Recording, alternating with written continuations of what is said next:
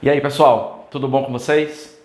Hoje nós vamos dar continuidade ao conjunto de aulas que fala exatamente da Idade Média e as suas características, ou algumas das suas características, que são importantes para que a gente entenda um pouco como a Europa Ocidental passou a se comportar a partir, basicamente, do século V. Nós vamos começar hoje a entender um pouco sobre o feudalismo nos seus aspectos gerais. Só que antes de qualquer coisa, é extremamente necessário que a gente lembre que feudalismo, na verdade, é um modo de produção. E esse modo de produção, ele é resultado do somatório de duas experiências históricas extremamente importantes. Eu vou colocar aqui e lembrá-los que experiências históricas são essas, que quando se encontram dão origem a uma terceira grande experiência. Nós estamos falando de dois povos, né? E esses povos, ao se encontrarem, né, a começarem a pensar ou a resultar num hibridismo cultural, dão origem a essa experiência que nós vamos chamar de feudalismo. Nós estamos falando basicamente dos romanos e dos germânicos. Lembrando que os germânicos se apresentam nesse momento como povos bárbaros, tá? Aqueles povos que viviam à margem do Império Romano e que não eram bem vistos pelos romanos por não terem experiências no campo do direito, no campo da religiosidade, no campo da língua, tá bom? Então, pensemos que essas duas categorias, a partir de um determinado momento, vão começar a trocar experiências. E a partir disso você tem a própria confecção de um novo momento na história da Europa Ocidental, nós a chamamos de feudalismo. Nessa aula, nós vamos pensar um pouco sobre os aspectos gerais do feudalismo. E esses aspectos gerais dizem respeito, entre outras coisas, à economia e à sociedade. Numa outra aula, nós vamos trabalhar os aspectos relativos à cultura, tá? Porque quando a gente fala de cultura, a gente precisa realmente ter um olhar diferenciado em relação à Idade Média, com tudo aquilo que a Idade Média representa no campo das transformações, né, culturais como um todo. Então vamos começar pensando em quê? A primeira coisa importante é pensar um pouco sobre como economicamente essa sociedade europeia começa a se organizar. Lembrem-se que ao final do Império Romano nós tivemos um processo de ruralização da sociedade. Algumas pessoas começaram a buscar nas zonas rurais algum tipo de segurança por causa das invasões bárbaras, e nessas zonas rurais elas encontraram as vilas comandadas por senhores, por nobres, e a partir disso eles fizeram alguns acordos. Os nobres davam segurança a esses colonos, que nós vamos chamar de servos. Esses servos trabalhavam para os seus respectivos senhores. Economicamente falando, nós temos, entre outras coisas, a unidade de produção é o feudo, ou seja, essa unidade de terra, esse latifúndio, tá? Também chamado, na historiografia, nós podemos encontrar o termo beneficium, o termo beneficium para mostrar essa grande quantidade, essa imensa ou até pequenas, né? Os feudos eles são muito heterogêneos enquanto tamanho. Então nós temos a unidade econômica que é o feudo. A gente pode inclusive dizer que tudo funciona dentro do feudo. A vida, na verdade, ela vai funcionar dentro desse espaço que é o espaço feudal e que tem algumas características interessantes, nós podemos citar. A primeira delas diz respeito a isso aqui, ó. Tá bom? E aí você já pode fazer uma comparação com o próprio Império Romano, porque Roma tinha como característica mais importante em termos econômicos o escravismo. Só que a partir desse momento nós não temos mais escravismo como uma forma de exploração de mão de obra. Nós podemos inclusive pensar, né, que essa relação econômica aqui, ó, ela é pautada, entre outras coisas, por essa palavrinha aqui, chave, ó, que é exatamente a servidão. O servo, ele passa a ser o trabalhador desse momento. Tenha um certo cuidado, Porque em Roma nós temos um modo de produção escravista. A partir deste momento aqui, século V, nós temos um modo de produção feudal, onde a servidão, onde o servo é o produtor da riqueza, lembrem-se disso. Mas essa riqueza, ela é basicamente agrícola, já que essa sociedade é uma sociedade eminentemente rural. Tá? A outra coisa é que esses feudos, eles se apresentam para nós como sendo autossuficientes. E aí vamos ter um pouco de cuidado, que no auge do feudalismo, esses feudos, eles eram autossuficientes. E Alisson, o que significa isso? Os feudos, eles só consumiam aquilo que eles produziam. Eles só produziam aquilo que eles precisavam para consumir como um todo. Isso é característica principal desse feudo. Professor, existe alguma possibilidade das pessoas produzirem para guardar, para estoques? Claro que sim. Existe essa possibilidade. Mas não existe o pensamento por parte do homem feudal de que é preciso produzir em grande quantidade para vender. Porque, como eu estou dizendo aqui, é autossuficiente. Eles vão consumir apenas aquilo que eles vão, de certa forma, produzir. Nesse sentido, nós vamos encontrar uma característica muito peculiar e até que divide alguns historiadores. Por ser autossuficiente, agrícola, rural, tá? Nós vamos ter uma certa ausência de duas coisas bem significativas. A ausência do comércio e a ausência da moeda. Alguns historiadores até dizem pouquíssima utilização do comércio e pouquíssima utilização da moeda. Fato é que nós precisamos lembrar que esse momento ele não é um momento propício, por exemplo, para a utilização de comércio ou a utilização de moeda, haja visto que esse feudo é autossuficiente. Então eu não preciso produzir para vender, eu não preciso estar comprando, porque esse espaço de terra que nós chamamos de feudo, ele já está produzindo, como eu estou dizendo pela terceira vez, o que ele está precisando consumir. Nesse sentido, lembrem-se que além de ser agrícola, rural, autossuficiente, com ausência de comércio e moeda, lembrando que existe também uma concepção de tempo. Tá? É bom lembrar disso. A concepção de tempo do medievo, do período feudal, é uma concepção de tempo natural. É uma concepção de tempo de natureza, que está ligado basicamente a duas coisas. Entre outros, as estações do ano, tá bom? Então, a primeira coisa importante é pensar nas estações do ano.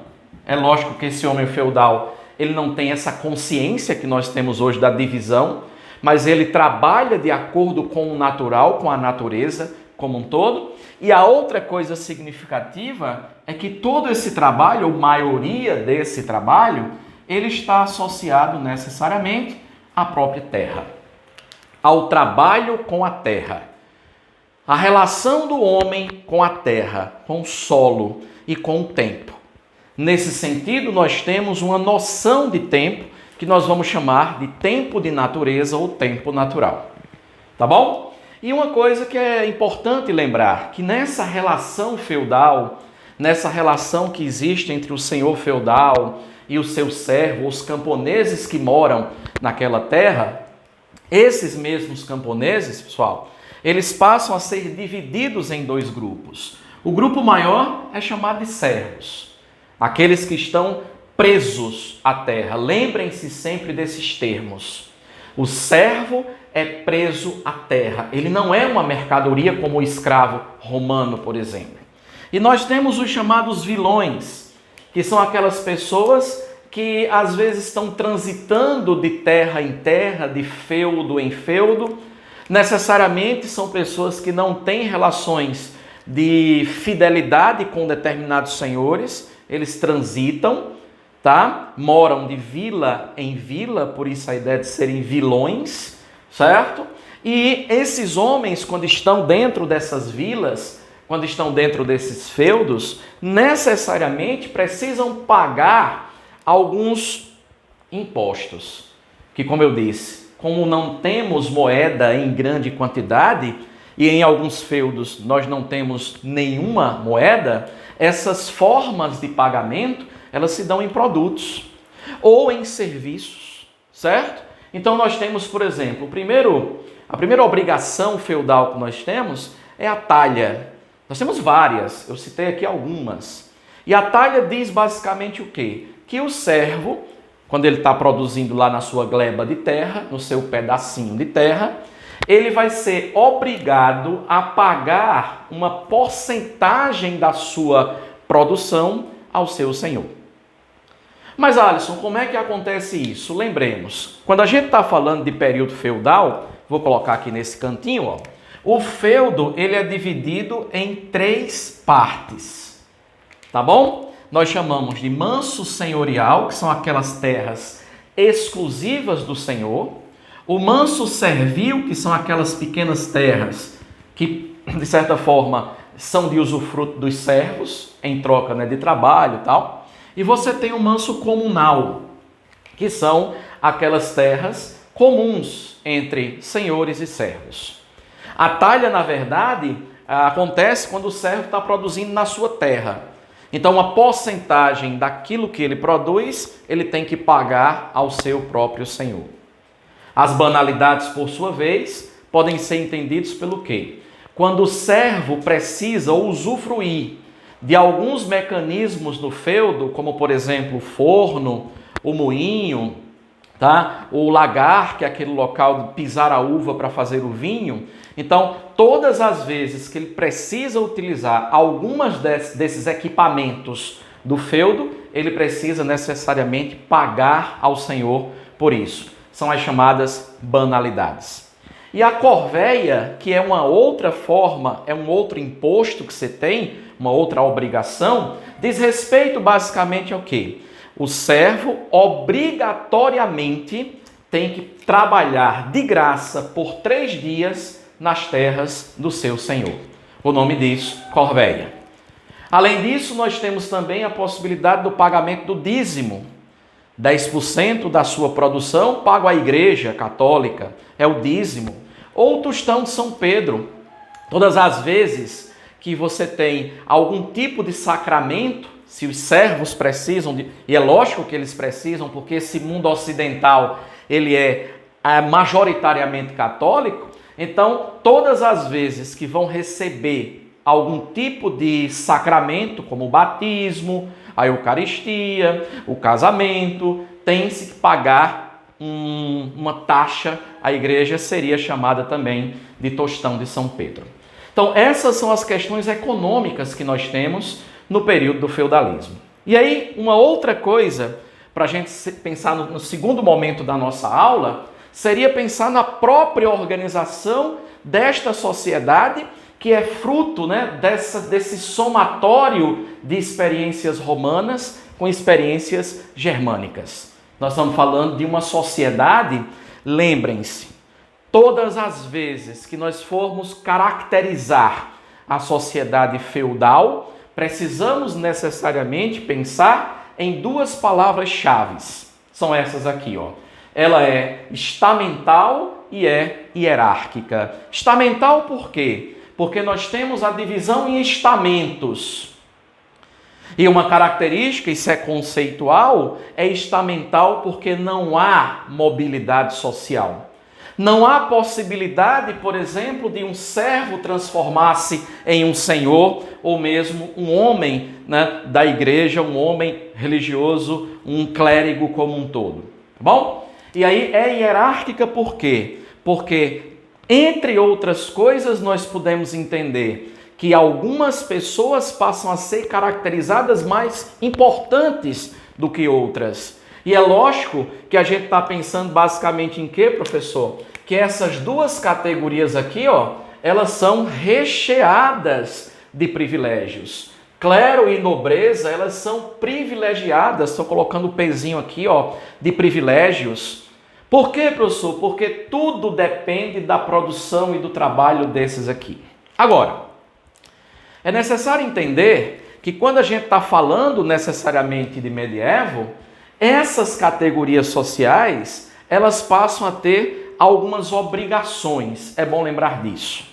Lembrar, por exemplo, que como nessa sociedade, eu vou colocar uma palavra aqui, ó, que eu acho que é importante demais. Olha, ó, duas palavras, certo? A gente em outra aula vai pensar um pouco sobre isso. A primeira é essa aqui, ó. Tá bom? A primeira é essa, ó, misticismo. Essa sociedade, ela é toda pautada no misticismo religioso.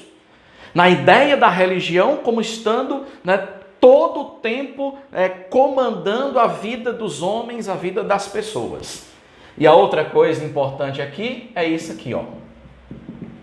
É pensar, por exemplo, no teocentrismo, tá bom? Lembrem-se que toda a cultura medieval está pautada na ideia de que quem manda na vida humana é Deus. E quem gerencia a própria sociedade é Deus. Nesse sentido, pensem, se em nível de eternidade nós temos uma trindade, olha que coisa que a Idade Média produziu para justificar, inclusive, uma organização social.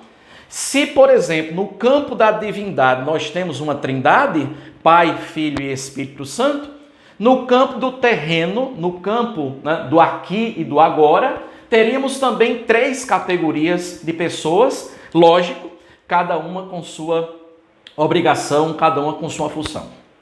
Nesse sentido, o clero, que nesse momento vai ser dividido em 2 grupos, tá bom? A gente chama de clero regular e clero secular. O clero regular seria o quê, professor? Seria aqueles padres, monges religiosos que vivem, por exemplo, nos mosteiros, estudando, traduzindo obras clássicas, escrevendo, tá bom? E nós temos o clero secular, que são aqueles padres que vivem no meio do povo, rezando as missas, dando os sacramentos, fazendo as confissões, entre outras coisas. Esse clero, na verdade, teria uma função nessa sociedade. Quando vocês estiverem estudando sobre medievo, vocês vão encontrar esse termo aqui, gente, ó, oratores. Alisson, o que é que eu posso entender por oratores? Aqueles que rezam. Então, lembrem-se que o clero, nesse momento, teria uma função. E a função do clero é rezar. Cuidar da vida espiritual, entre outras coisas, vamos pensar nisto aqui. Cuidar da vida espiritual significa necessariamente cuidar daquilo que vai ser a maior preocupação humana dentro do período do medievo. Professor, qual seria a maior preocupação humana dentro do medievo? A salvação da alma. E a igreja seria a grande responsável por isso. A igreja seria a grande responsável por providenciar essa salvação. Lógico, caso os homens, as pessoas tivessem uma vida regrada pelas regras da própria igreja. O segundo grupo seria a nobreza. Senhores, tá certo? A nobreza que seria também chamada de belatores. E belatores seria basicamente, ou significa basicamente, aqueles que guerreiam. Olha que legal. Aqueles que rezam, aqueles que guerreiam. Lógico, né? Depois a gente pode fazer uma aula só sobre trovadorismo, novelas de cavalaria, tá? Lembrar, por exemplo, que o trovadorismo, que as novelas de cavalaria heroicizam o cavaleiro medieval como sendo aquele que, jovem, estava sempre associando-se às batalhas, às guerras, né? Às artes da guerra como um todo. E aí também tem os camponeses nesse contexto, também chamados de laboratores, que significa o que, Alisson? Aqueles que trabalham. Lembrem-se necessariamente da divisão. Aqueles que rezam, aqueles que guerreiam e aqueles que trabalham. Já falei para vocês sobre servos e vilões. Mas, Alisson, esse tipo de organização da sociedade, ele está pautado exatamente em quê? Olha para aqui para cima. Em um discurso místico, em um discurso teocêntrico, que vai dizer que nós precisamos reproduzir na Terra a tríade celestial. Então, alguns servem alguns têm o dom, alguns precisam existir para rezar, outros para guerrear e, é lógico, outros para trabalhar. Quem, na verdade, mais organizou esse tipo de pensamento foi um bispo. Está aqui, ó. O Leon, ou Aldebaran de Leon, ele diz o quê? Ele diz na frase principal dele, a casa de Deus, que acreditam una, olha a força disso, porque quando ele diz que acreditam una, ele está basicamente dizendo o quê? Que a casa de Deus é uma só. Mas ele diz, uns oram, outros combatem e outros, enfim, trabalham. Quando você pega esse texto de uma forma mais completa, ele vai dizer que, inclusive, uns dependem dos outros, tá? Que uns dependem... Ele vai dizer que uma classe sempre vai depender das outras duas. E que, na verdade, eles dependem porque eles são uma coisa só e eles são, na verdade, eles moram, na verdade, na casa de Deus. Então, essas seriam as características dessa sociedade que se forma na Europa a partir do século V. Na próxima aula, nós vamos ver algumas coisas relativas à cultura no tempo do feudalismo. Como a Igreja Católica, por exemplo, organizou uma forma de observação do mundo, da realidade, e organizou uma forma de como a sociedade deveria, entre outras coisas, se organizar de todas as maneiras. Tá bom? Até a próxima, e nas próximas aulas continuaremos com as nossas discussões em torno de Idade Média e de feudalismo. Até mais, pessoal!